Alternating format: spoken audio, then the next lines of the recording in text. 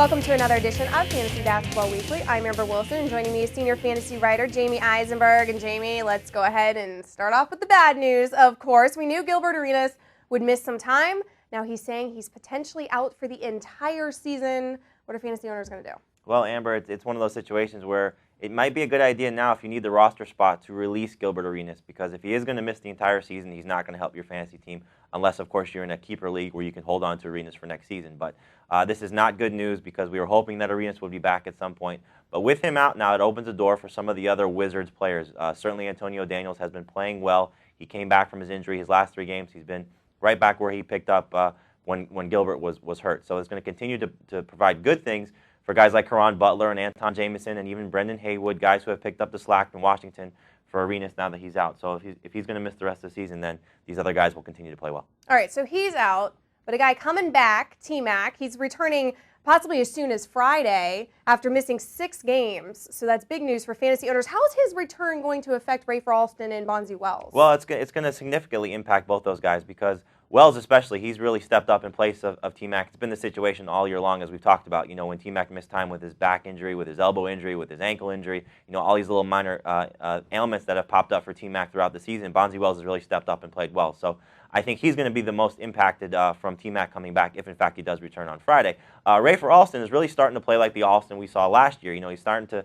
really pick up Rick Alleman's system. But the biggest thing for him is that Steve Francis has missed time with a quadricep injury. So as long as Steve Francis is out, I still think you start Rafer Alston. But if TMac returns, then you sit Bonzi Wells. All right, and talking about more comebacks, more good news for fantasy owners. Mike Bibby and Kevin Martin, they're both practicing again, so it looks like they're coming back real soon as well. Yeah, that's really going to help the Sacramento Kings to have both those guys back on the court. What it's not going to help is some of the guys who have really stepped up in place of those guys. I know we talked in our previous video about Ron Artest missing some time with his elbow surgery, which has really helped guys like Francisco Garcia and John Salmons. But if Kevin Martin and Mike Bibby come back, you're going to see Salmons and Garcia sort of take a little bit more of a backseat in the offense. And then with Bibby returning, you'll see Bino Udrich, who's a guy who's really stepped up at the point guard spot, take a backseat. So I still think you start both those guys in Salmons and Garcia. But if you could trade them at this point, now's the time to do it, because once those guys come back for Sacramento, you're going to want to sit those other 2 players. All right, Jamey, what else do you have for us this week? Well, Amber, there's some other things going on in the NBA, as we know. Certainly from a fantasy perspective, Josh Boone is a guy who's getting close to gaining center eligibility for the New Jersey Nets. He's played 9 games now at center, so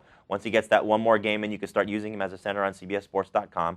Luol Deng is a guy from Chicago missing some time with an Achilles injury, which has opened the door for Andres Nocioni. So I think the safe idea going in, if you can still set your lineups at this point, is to sit Luol Deng and start Andres Nocioni, because as long as Nocioni's starting, we know throughout the last few years he's been a very good player. Shaquille O'Neal has already decided he's going to miss the rest of this road trip for the Heat. He's going to Los Angeles to see a hip specialist. So certainly you want to sit Shaquille O'Neal and maybe not use him the rest of this week and even be cautious next week. I think the next time he plays is probably going to be January 16th against Chicago, which is their next home game. And then a couple other guys that you might want to add, Amber. Mike Conley Jr. for the Memphis Grizzlies and Nick Collison for the Seattle Supersonics. Both guys playing well. Conley finally starting for the Grizzlies, you know, which is something we expected all season long, showing that he is very fast, very good at passing the ball to some of those shooters from Memphis. And then Nick Collison is really taking advantage of the opportunity with Chris Wilcox missing some time with a finger injury. Last 3 games for Collison, double figures in rebounds. So a guy who's eligible at center and can really help your fantasy team. Exciting to see Conley finally playing. Yes, starting. All right, Jamey, thanks for all of your tidbits of information. That'll do it for us. But now keep your mouse right here at CBSSports.com for everything you need to know in the world of sports. If you missed anything for today, you know the drill. Stop, refresh, and rewatch. For Jamey Eisenberg, I'm Amber Wilson. Have a great week, guys.